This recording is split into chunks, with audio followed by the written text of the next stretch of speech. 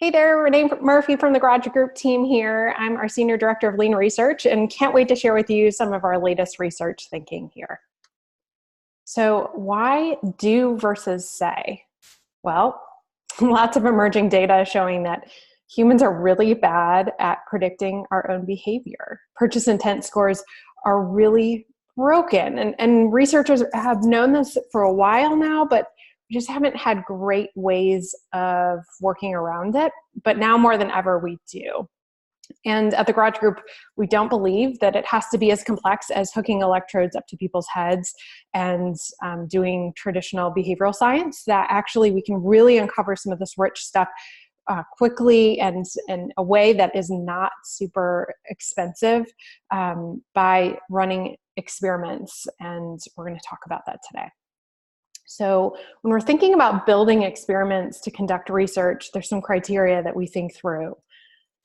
First, it's really about triangulating a high rigor, low cost, low time method. And that comes from Alex Osterwalder.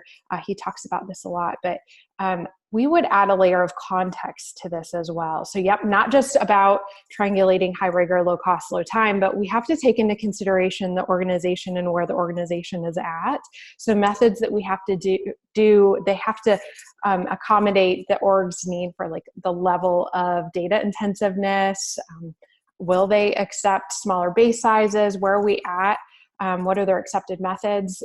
Like if we're taking an org that's really used to focus groups, bringing them along on this journey of experimentation, there are great ways on the spectrum from traditional to brand new.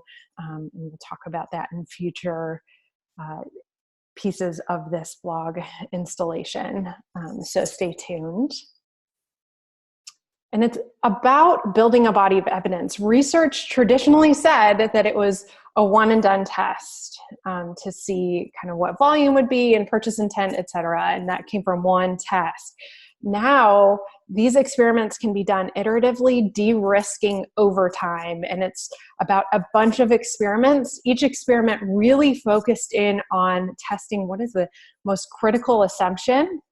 And then from there, evaluating, do we pivot? Do we perish? Do we persevere? What do we do here? And then if we're going to continue, looking at the next riskiest assumption and building an experiment to test that. And this chart doesn't do justice to the fact that depending on how emergent the business model is, it could be lots more experiments beyond three. Rarely do three experiments truly de-risk and get a product to market.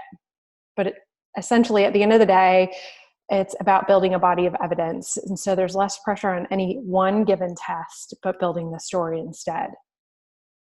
We love this quote from Constable, an author who wrote Testing with Humans, a great book on this topic. But he says, you're looking for clues that can help confirm or deny your assumptions.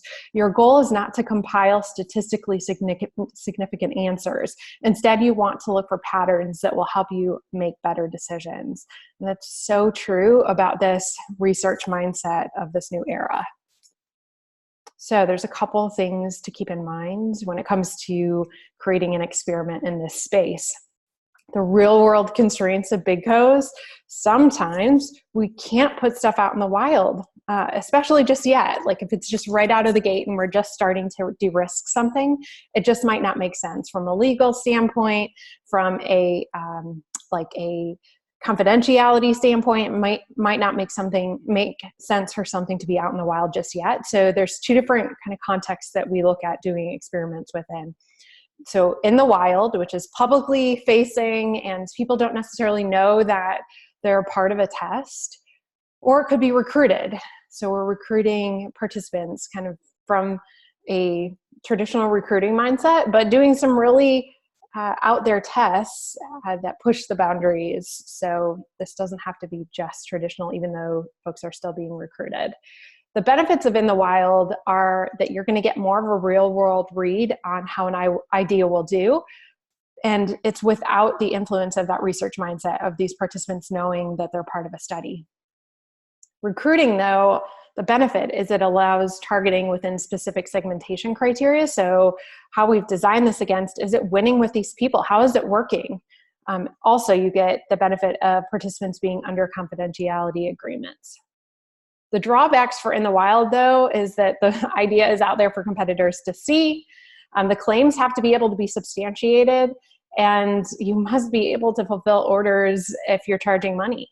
And oftentimes, depending on where the idea is at in the testing life cycle, we might not be able to do that yet.